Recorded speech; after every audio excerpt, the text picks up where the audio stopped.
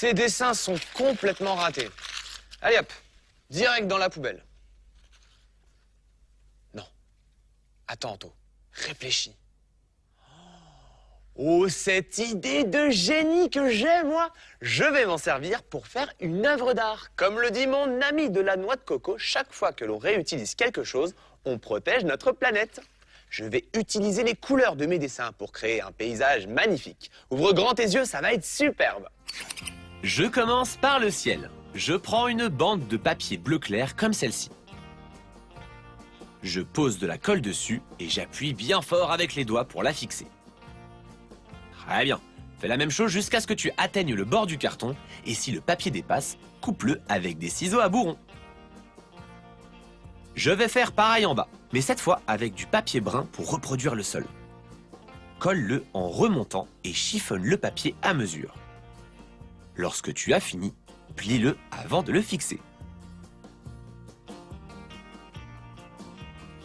Et découpe ce qui dépasse. Entre le ciel et la terre, je vais mettre des montagnes. Replie les bords vers l'intérieur et tu obtiens une colline. Et regarde, si tu plies ton papier comme ceci, tu obtiens une double montagne. Super, non? Je prends du papier vert pour faire des buissons. Si tu as plusieurs teintes de vert, c'est encore mieux. Encore un peu de papier bleu et je vais faire un petit étang, là, au centre. Oh, c'est fantastique. Moi, j'adore partir en promenade, écouter les oiseaux chanter, rencontrer un troupeau d'hippopotames. Comment ça, c'est étrange, un troupeau d'hippopotames? Et toi, tu n'en as pas dans ton quartier? Eh bien, c'est ça qui est étrange, mon ami. Qu'est-ce que tu dirais si on en mettait 2 ici? Voyons un peu.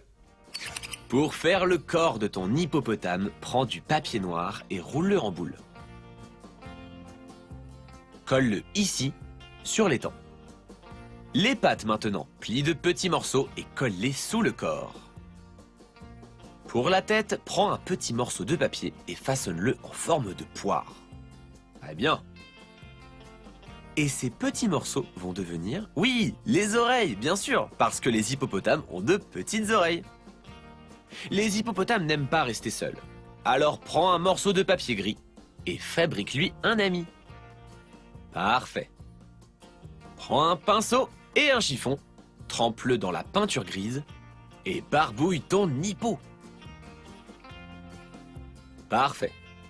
Je fais pareil avec du blanc pour son copain et pour la neige au sommet des montagnes. Ça rend super bien, tu ne trouves pas? Ton paysage va se transformer quand tu auras utilisé cette technique sur les différents papiers de couleur. Termine en ajoutant des cercles blancs pour les yeux et des formes pour le bout de leurs pattes. Ajoute la touche finale avec un pinceau fin et de la peinture noire, dessine les derniers détails. Alors, ça te plaît? Waouh, c'est incroyable tout ce qu'on peut faire avec du papier chiffonné.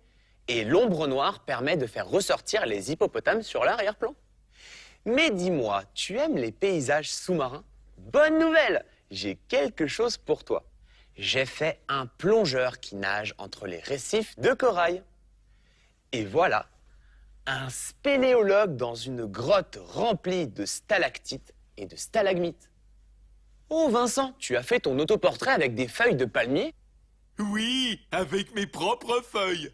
Je sors de chez le coiffeur et j'ai gardé précieusement tout ce qu'il a coupé. Oh waouh, c'est une super idée de les avoir recyclées pour ton portrait. Elles sont magnifiques. Eh oui, comme moi, Anthony. Absolument Vincent, comme toi. Allez, à toi de jouer, froisse les papiers que tu t'apprêtais à jeter et amuse-toi à créer de merveilleux paysages avec ou sans hippopotame. À toi de choisir.